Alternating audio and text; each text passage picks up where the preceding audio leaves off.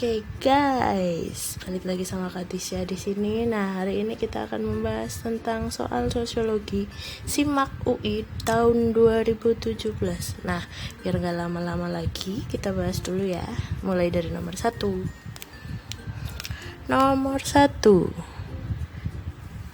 Di situ para pejabat pemerintah yang mempelajari sosiologi dapat mengantisipasi apa yang akan dialami oleh masyarakat pedesaan setelah beroperasinya sebuah perusahaan tambang emas berskala besar. Dengan adanya aktivitas penambangan tersebut dapat diramalkan akan menjadi di situ kan berarti ada fungsi sosiologi. Nah, dia ngapain aja sih fungsi sosiologi ini? Kan dia pertama menyediakan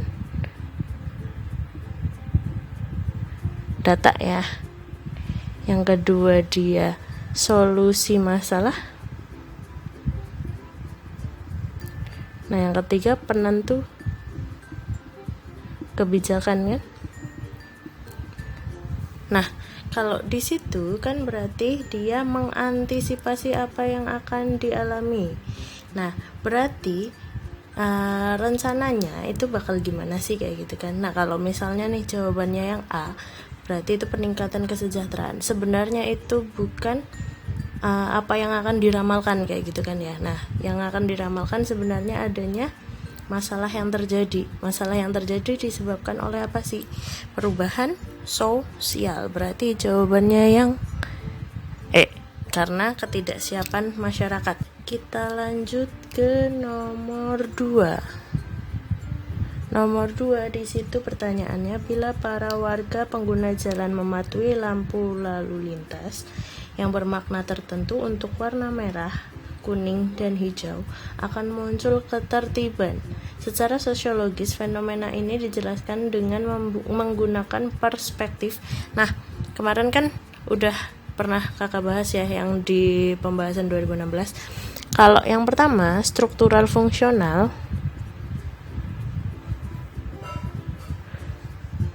Nah, ini kan berarti ini unsur 1 berubah, unsur lain ikut berubah, kayak gitu kan ya. Nah, terus yang kedua itu sudah ada keteraturan sosial. Nah, kalau di sini kan keteraturan sosial berkaitan dengan ketertiban. Langsung jawabannya ketemu yang B.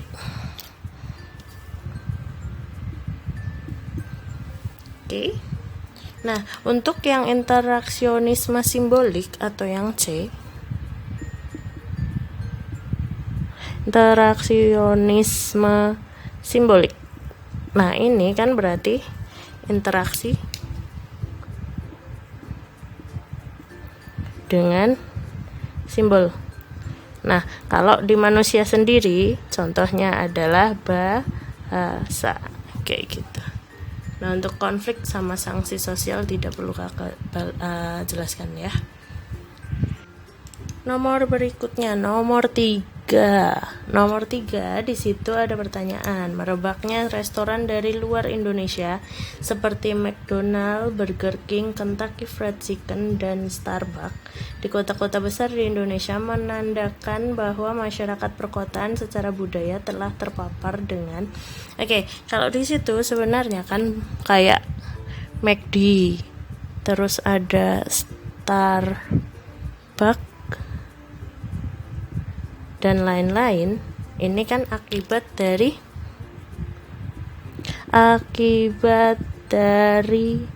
globalisasi. Nah, di situ kalau yang A kan ada gaya hidup modern, berarti bukan modernisasi, karena modernisasi itu berkaitan sama iptek. Nah, yang kedua gaya hidup barat. Nah, globalisasi ini berkaitan dengan gaya hidup kebarat-baratan. Berarti jawabannya sudah ditemukan yang B ya. Kita lanjut ke soal berikutnya, nomor 4. Nomor 4 di situ, Rudy adalah seorang pengusaha yang sangat berhasil. Keberhasilannya ini tidak diperoleh dalam waktu yang singkat. Ia memulai usaha semenjak duduk di bangku SMA. Saat itu ia harus bekerja untuk membantu kondisi ekonomi keluarga yang sulit. Ketika kuliah, ia tetap bekerja menjalankan usaha untuk membiayai kuliahnya. Seiring berjalannya waktu, ia memiliki keterampilan dan jaringan usaha yang luas. Lama-kelamaan usahanya semakin besar dan bahkan ia mampu memperkerjakan banyak karyawan. Kondisi Rudy ini lebih baik dibandingkan dengan kondisi orang tuanya. Status yang berhasil dicapai oleh Rudy merupakan, nah kemarin kan kalau misalnya mobilitas itu kan bisa mengakibatkan perubahan status. Nah, perubahan status ini dilakukan dengan 3 cara. Ada achieve, ada ascribe, ada ascribe, terus ada assign. Nah, achieve itu berarti karena usaha yang dilakukan, ascribe itu karena keturunan, assign itu karena jasa. Nah, kalau di situ kan berarti Rudy karena dia memperoleh usahanya dengan cara yang keras kayak gitu kan ya. Nah, berarti dia itu karena usaha yang achieve. Nah, achieve ini kan lebih baik dibandingkan dengan kondisi orang tuanya. Nah, berarti statusnya Rudy itu lebih tinggi dari kedua orang tuanya. Jawabannya langsung ketemu yang A. Oke. Lanjut ke soal nomor 5.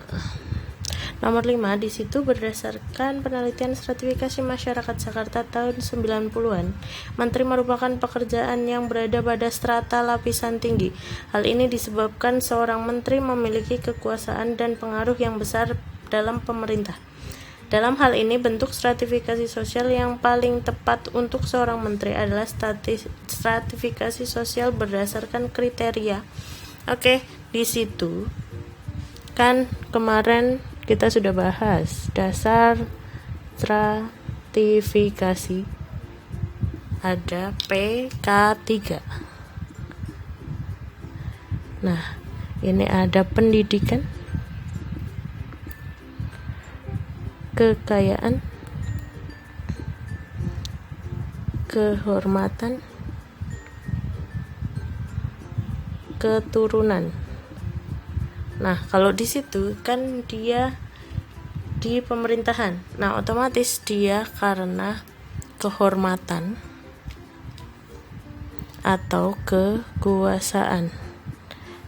Nah, ini berarti kriterianya kriteria politik kayak gitu. Jawabannya berarti yang C.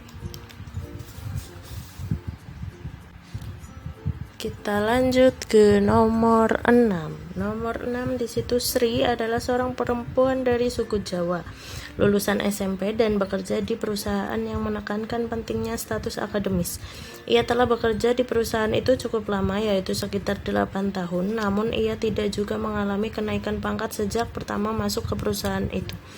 Kondisi Sri yang menghambat untuk melakukan mobilitas vertikal disebabkan oleh tadi ya, kan ada pendidikan, kekayaan, kekuasaan, balik lagi ke nomor 5 yang tadi. Nah, lalu jawabannya berarti di situ karena dia lulusan SMP, kemudian dia tidak mengalami kenaikan pangkat karena perusahaannya menekankan status akademis. Akademis berarti dia berkaitan dengan pendidikan, yang jawabannya berarti yang D. Next, nomor 7. Nomor 7, Indonesia dikenal sebagai masyarakat majemuk. Berikut ini adalah faktor-faktor yang menyebabkan kemajemukan masyarakat Indonesia. Kecuali, nah, yang A itu berarti kan dia merupakan Indonesia merupakan negara kepulauan dengan jumlah lebih dari 13.000 pulau. Berarti yang A betul ya. Yang B. Yang B itu terdapat lebih dari satu macam lingkungan ekologis. Itu betul juga. Yang C. Terdapat pluralitas agama dan suku dalam masyarakat. Itu juga betul. Yang D itu komunikasi antara berbagai kelompok dalam masyarakat itu kurang. Berarti salah. Jawabannya berarti langsung ketemu yang D. Lanjut ke nomor 8. Nomor 8, untuk meredakan ketegangan dan menciptakan perdamaian antar kelompok etnik yang bertikai, pihak berwenang mengajak perwakilan-perwakilan kelompok etnis mencari jalan keluar untuk menyelesaikan persoalan tersebut. Tindakan penyelesaian konflik tersebut dikategorikan sebagai nomor 8 itu yang A itu ada mediasi ya. Yang B itu eliminasi. Yang C itu konsiliasi. Yang D itu detente. Yang terakhir itu adjudikasi. Nah, masih ingat gak? Yang pertama mediasi. Mediasi itu kan berarti pihak ketiga sebagai penengah aja ya. Nah, kalau eliminasi berarti menghilangkan salah satu pilihan. Konsiliasi itu pihak ketiga berupa lembaga. Detente ini adalah mencari jalan keluar atau solusi. Berarti jawabannya langsung ketemu ya, yang D. Nah, adjudikasi ini melalui meja hijau atau pengadilan gitu. Lanjut nomor 9.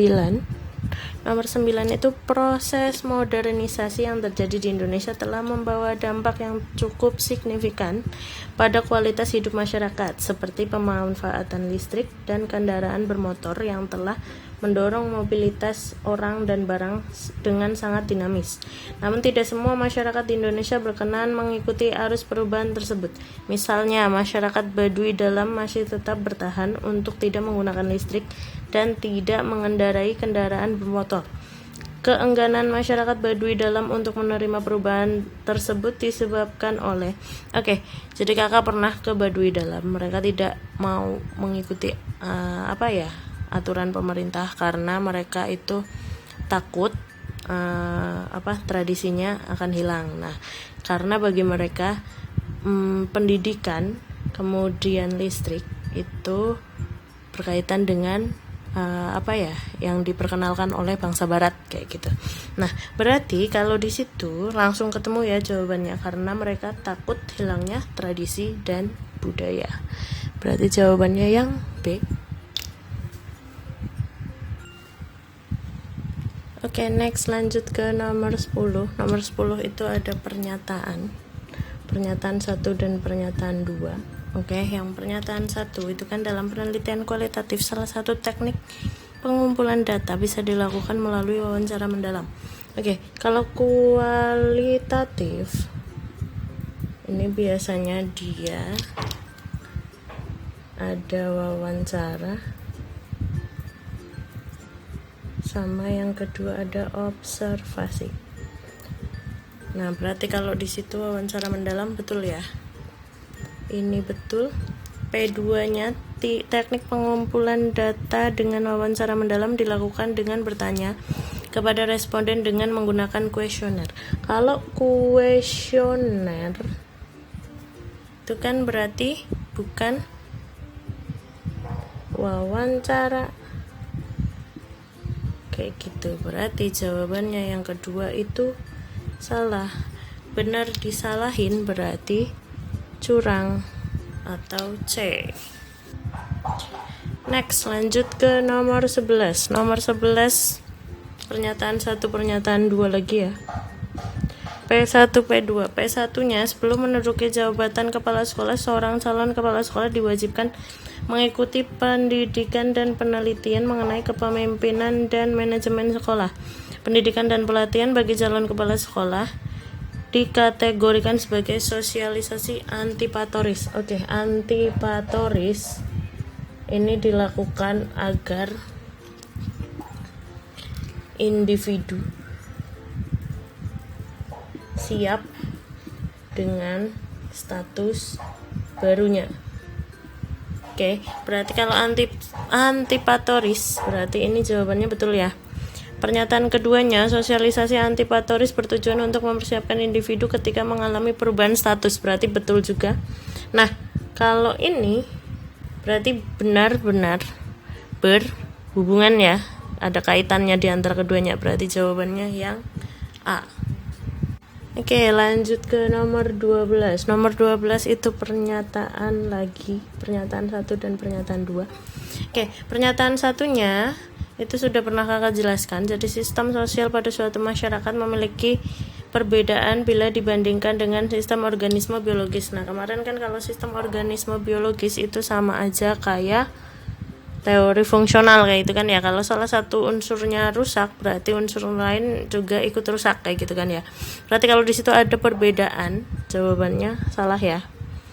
Oke, yang kedua, sistem sosial memerlukan kesepakatan terhadap tujuan nilai-nilai bersama yang menjadi pedoman bagi anggota masyarakat, sedangkan sistem organisme biologis tidak.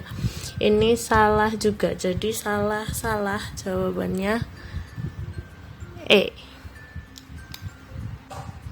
Lanjut ke nomor 13. Nomor 13 ini 1, 2, 3, 4 ya. 1, 2, 3, 4.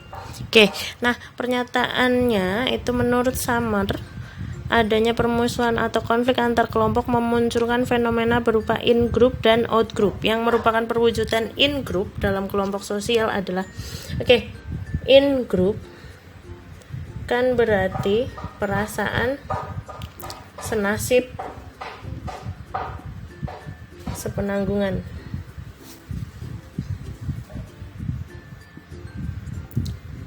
Nah, kalau kayak gini kan berarti antara anggotanya erat kayak gitu ya. Nah, pernyataan pertama itu adanya kerjasama yang erat antara anggota, berarti ini betul. Otomatis kalau 1 betul, 3 betul.